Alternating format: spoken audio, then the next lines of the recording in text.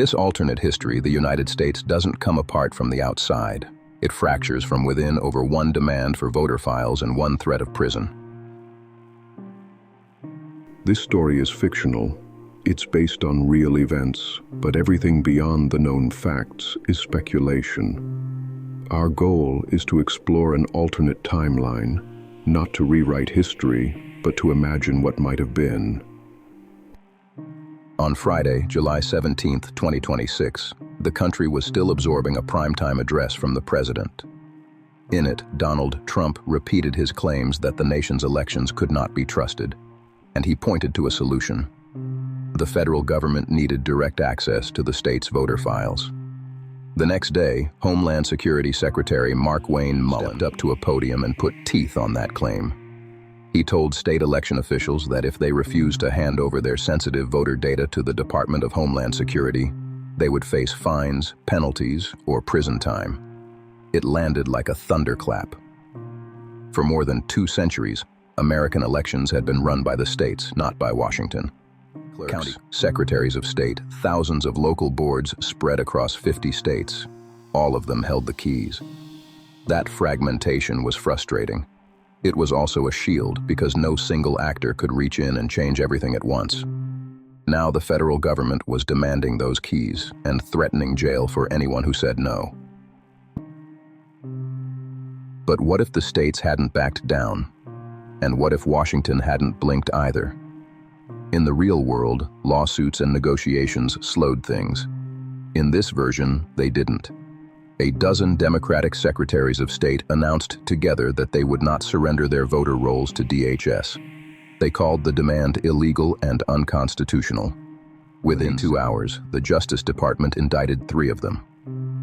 Federal agents arrived at a state election office in the Midwest with a warrant, seized the servers, and led the elected Secretary of State out in handcuffs while local news cameras rolled. That image broke something. A sitting state official, arrested by federal agents for protecting her state's own voter data. The governors responded first.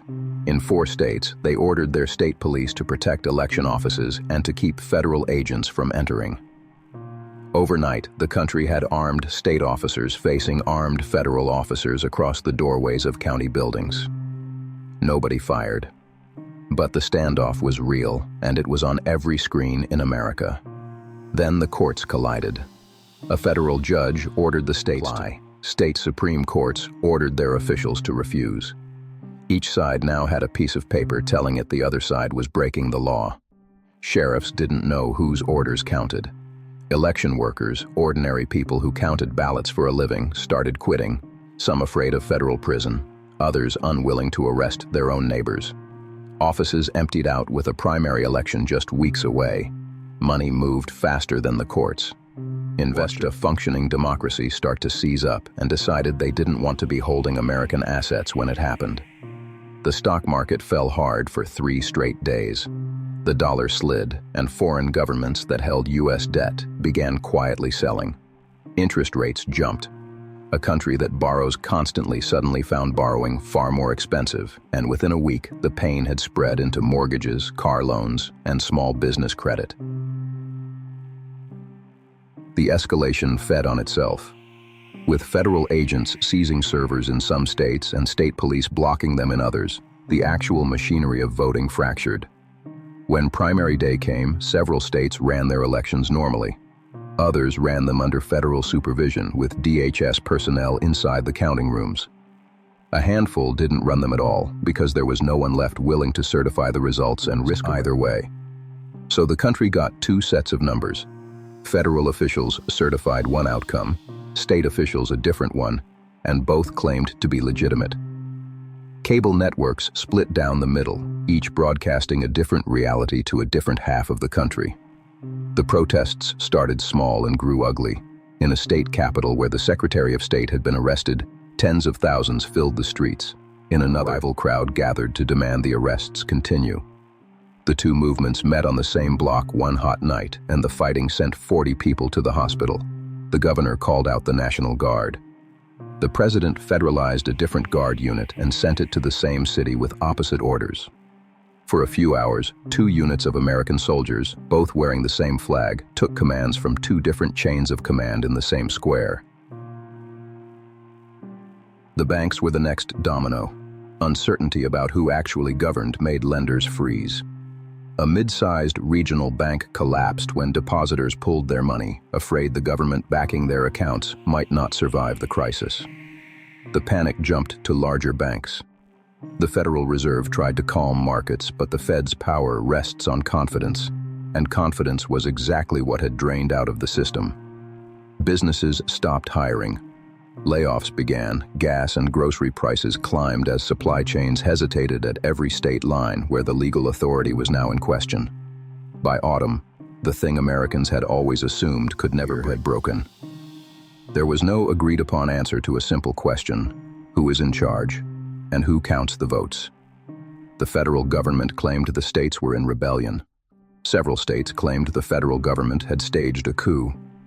Foreign adversaries flooded the internet with fakes, and it barely mattered anymore because nobody trusted anything they saw. Allies quietly began treating the United States as an unstable country, moving their money and their plans elsewhere. When the cascade finally slowed, the country that emerged was not the one that had existed the year before.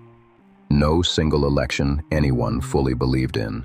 Regions that took orders from Washington and regions that didn't, with a hardening line between them. The economy had shed millions of jobs and years of growth. Soldiers still stood in city squares because no one had figured out how to send them home without first deciding who had won. The oldest continuous democracy on Earth had not been conquered from outside. It had come apart from the inside over a demand for voter files and a threat of prison. Once the people who counted the votes could be jailed for how they counted them, there was no neutral ground left to stand on. A nation of more than 300 million people discovered too late that trust, once burned down, does not grow back on command. In this world, history went one way. But here, we ask what could have happened. If you want more alternate timelines and government what-ifs, subscribe, comment your theory, and stay tuned. This is State of What If.